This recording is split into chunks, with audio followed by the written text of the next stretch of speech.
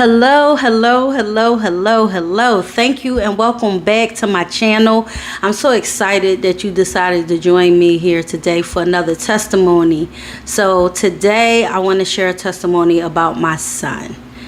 My son was born in a troubling time in my life, and I consider him like a savior at a time because I was defeated in life. And when he came, I wanted to win. I wanted to live. I wanted to press on. So today I'm going to start off a little differently with a poem that I've written April in 2008. Like all the other poems, you can find them in my book, Colors of a Butterfly by Lisa Gore, an autobiography. That's on Amazon.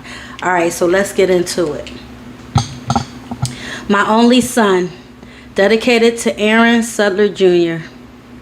God gave me an only son so that I may see. There is nothing in this world that can remove this love from me. God blessed me with his love the day he came into my life.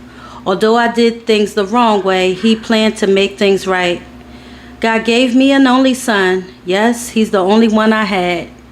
I'd never let anyone separate us. They tried, oh yes they have. I give my life for his. To protect him, I would die.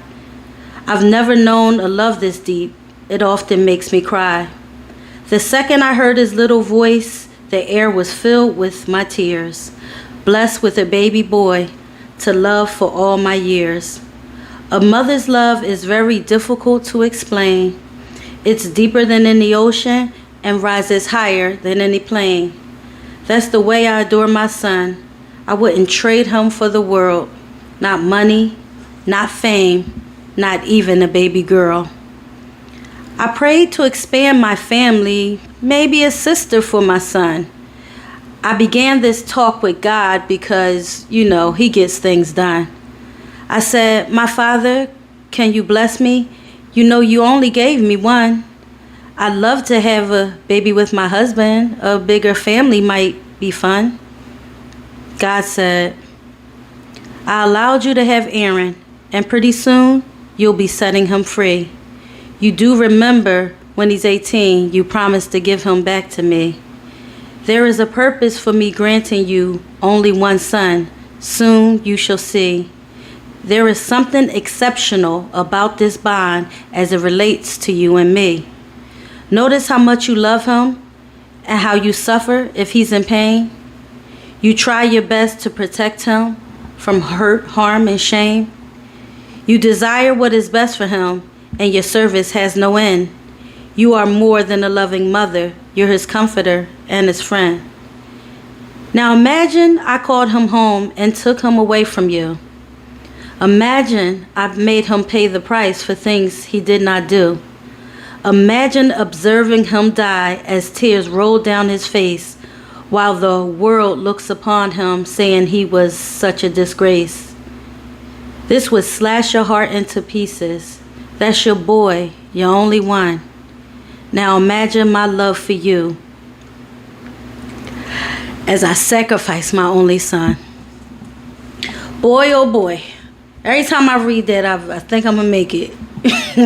I think I'm going to make it.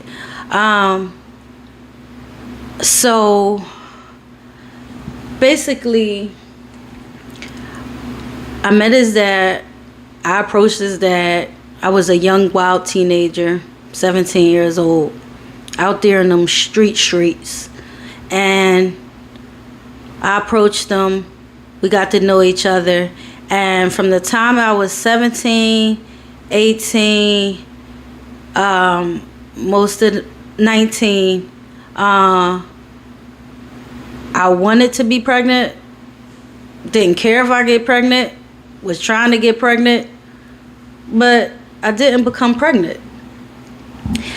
I didn't become pregnant until I decided that I really, really was going to leave his dad because he was very abusive towards me, physically, mentally, emotionally, psychologically, all the things. So when I decided that I was going to leave him, I stopped being committed to him, but we still was dealing with each other, and I wound up pregnant. I actually was hoping that my son wasn't his, that he was somebody else's, because I really couldn't stand this guy. But at the same time, when you connected with they demons and your demons and they friends, it's like you just keep going back to something that's killing you. So at any rate, I had about an 80% chance that I believed he was his. So to be honest, because I didn't really want this relationship with him, I was going to have an abortion. So at this time, my girlfriend was in agreement with that, and she agreed to give me the money to have an abortion. So I set up the appointment, and her money didn't come through. She was waiting for some money. She won a case. Her money didn't come through. So I called the abortion clinic and I set another appointment. So now his family, my son's father, is in my ear like, no, don't do it, don't do it. I'm like, nah, he ain't with me, I ain't with him, this ain't it, whatever, whatever. He was trying to get me back. He was trying to convince me. I was like, no, no, no. So I had the second appointment, waited for her money, didn't come through. I made another appointment. So by the time I made this third abortion appointment, the people at the abortion clinic was like, are you sure you really want to do this? And I was like, yeah, I'm sure I really want to do this. I'm just having some financial issues or whatever. And they set the appointment. So now, I had the appointment or whatever, and everybody was still in my ear on his side. My girlfriends, they was like, yeah, you got to do what you got to do. But meanwhile, my son's father, he's begging, pleading, promising this and that and the third. And I decided to keep my child. I realize now that rejection, although people might not agree, that rejection that I felt for my son early on, it dictated a lot of things moving forward. So I was smoking marijuana while I was pregnant. I was getting drunk while I was pregnant. I just wasn't excited because I wasn't with his father. But nevertheless, I took him back, and I decided to have my son. And I was hoping that it was a girl. I was hoping that he was a girl, not it.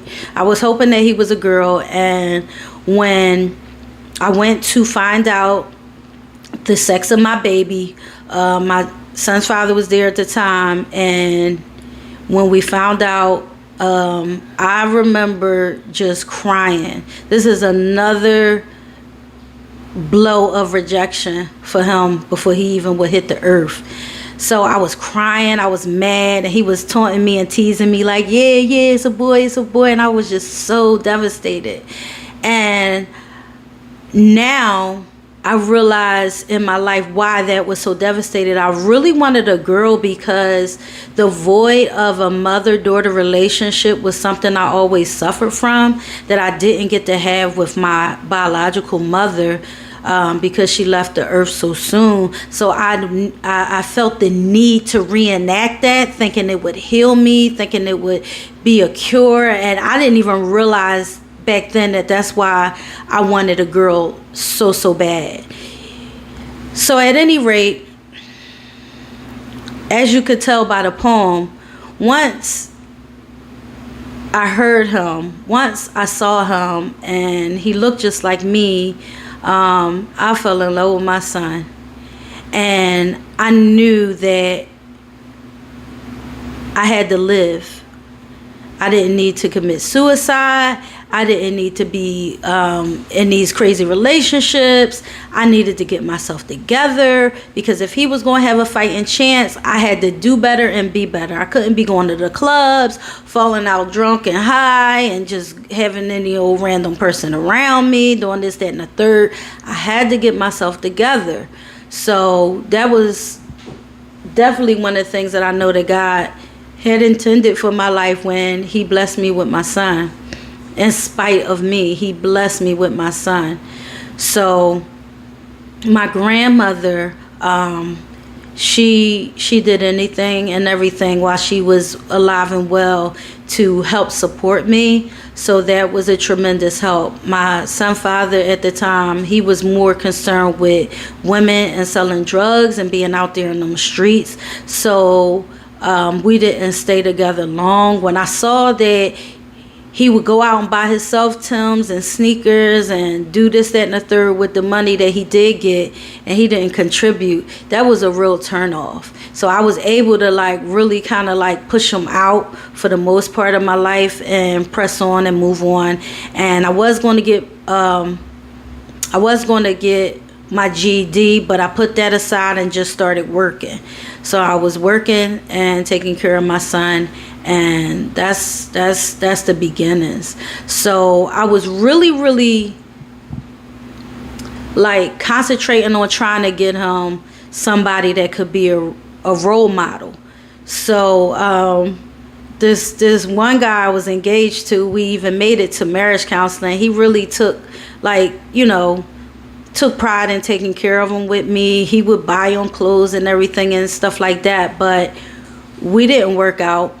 And it kind of I know it devastated my son, because he was even calling his the boy's mom, he was calling her me mom and stuff like that. So after that, I was like, I gotta get serious. I started reading the Bible. I started going to church or whatever. Dedicated my life to. So I had my son at 20 years old. And when my grandmother passed and I was 21, I was going back to church. So I had my son in church, Sunday school, all the things. And I felt like this is the best way to give him, a good opportunity. So it was troubling having a dad in and out. He knew who his dad was, but he still was just like in and out of his jail, in and out of his life, in and out of crazy spells, just in and out. He wasn't consistent, but I never denied him from seeing him. And that was that. So he knew who he was. Moving forward, the testimony that is really what I want to share is that, number one, at one point, I didn't think I could have kids. And I thought that early on, because a lot of unprotected sex and I never got pregnant. I thought something was wrong with me. So the fact that he made it here, that's number one. Number two, before I could make the connection with me and my relationship with God, I decided to live because he came into this world. I decided to get myself together and back to God, which I never should have left him, but born in sin, shaping iniquity, there you go. So a lot of me just becoming who God wanted me to be, dictated how I moved, and it had everything to do with my son. When I got reacquainted with my husband and their relationship was so good, I was like, this is the one. He got a father finally. We had a lot of good and bad situations in his life or whatever, and it often caused me grief. We didn't get along a lot, and I remember praying, because this was around the time he was a teenager. God, why does my son talk to me old kind of way? Why doesn't he love me like he should love me? Why is he so disrespectful? Why doesn't he get good grades? And I was just so disappointed. And here's the thing. He had a lot going on, and he could have benefited for some therapy. So let this be a testimony to you that encourages you that if you see your child is troubling, get them into some therapy. And guess what? They may even need deliverance. My son was molested. So he had things that came into his life that was demonic, right? that could just have set him off. And here I am wanting him to be great, and his soul is crying, So we eventually will get to a sweet space that I prayed for, where he respects me, where he talks to me right. We still, have some struggles here and there, but he will apologize. He will say, Mom, I realize what you've done for me, this and that and the third. And I am very encouraged that moving forward, and as he seeks out his deliverance, as he gets closer to the Lord, as he surrenders his life, it will only get better and better. God said, train up a child in the way that they should go, and when they get old, they won't depart from it. God is not a man that he should lie. His word will never return back void. So that's it. To God be the glory that he made it on this earth. To God be the glory that I was not a barren woman, even though I thought I was. He had to remind me, just because you didn't have a child with your husband, don't mean you're barren. Stop saying that. Here's your child. And he gave me a grandson. So, that testimony is an ongoing testimony. It's a lot I could share, but that's all I'm going to share today. And I hope you're encouraged. I hope that you are inspired to, pray for your children, seek help for your children, seek deliverance for your children. Never give up on your children, and always look at them as the blessing that they are from God. All right? Be encouraged. See you next time.